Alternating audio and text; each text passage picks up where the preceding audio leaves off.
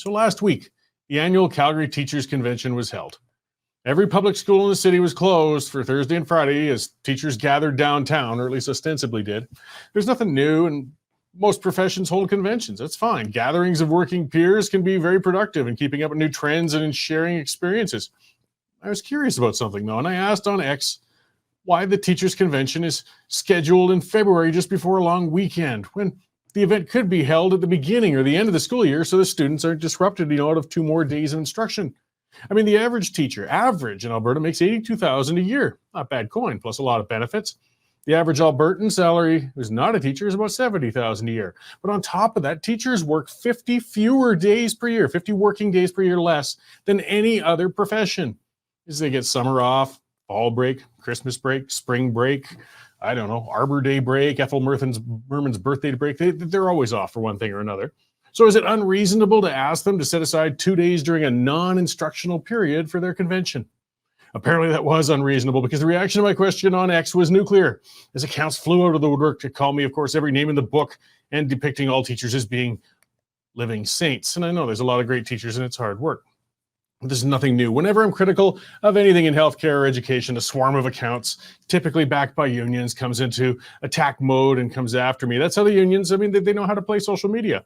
But the discussion went on, and hundreds of parents joined that thread on X, actually. And despite the howls of the accounts decrying the question, some parents are concerned too, and taxpayers. They're wondering about the number of days teachers put in, along with the amount of instructional time our kids are getting. But it's hard to have such a discussion due to the indignant raging of the union accounts, unfortunately. Teachers have a tough and important job. I don't think anybody denies that. So do nurses, for that matter. But due to this, we should be subjecting those professions to a high degree of scrutiny to ensure we're getting the most from them that we can. We certainly compensate them well enough. Unfortunately, the unions feel the opposite way. They feel that they should shout down anybody questioning the system or anybody working within it, and they facilitate mediocrity within the process. Nurses and teachers both enjoy very lucrative pension plans, where the taxpayers match contributions for them. Hey, good on them. That's what the collective bargaining is supposed to lead towards.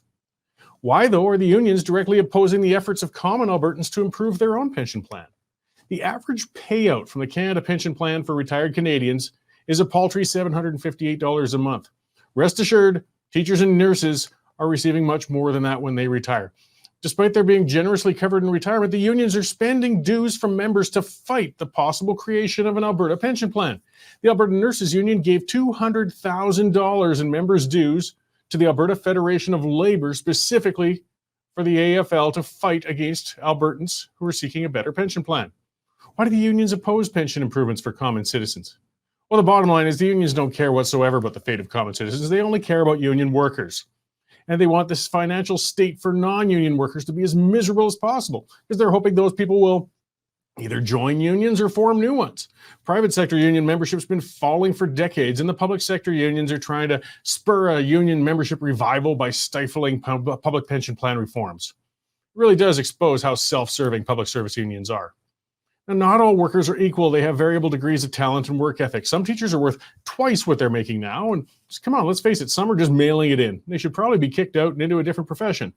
Separating the good from the bad is impossible in a union environment, however. Those who work hard eventually burn out as they watch the lazy standing next to them getting the same compensation. There's little incentive to go above and beyond whatever you have for duty. Only through reducing the near monopoly status of healthcare and education are we going to be able to reform these services and get the best we can out of them for citizens. Non-union options need to be available for teachers and nurses to work within. So organized labor must compete actually to get the members themselves. Rather than forcing them into an organization and closed shops, patients and parents should be able to choose between non-union schools and medical services as well. Allowing labor and consumer choice, of course, terrifies unions. Which says a lot, doesn't it? They know what we would do if we had a choice. They're collectivists, though, and compensation based on merit goes against everything they stand for. The unions are there for the unions, and they will fight tooth and nail to maintain their stranglehold on segments of the workforce. Look, there's many great workers in the public sector, but there's a bunch of bums in there too.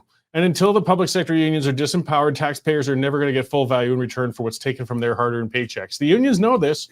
That's why they are trying to shut down even the most reasonable of critiques of workers.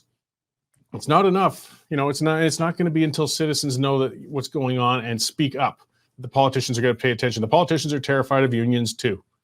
The Daniel Smith government is prepared for reforms, but they need to know The population's behind them. So make sure to get up there and speak up, guys. Things can be better, but you got to take on those unions. They won't get better until that happens.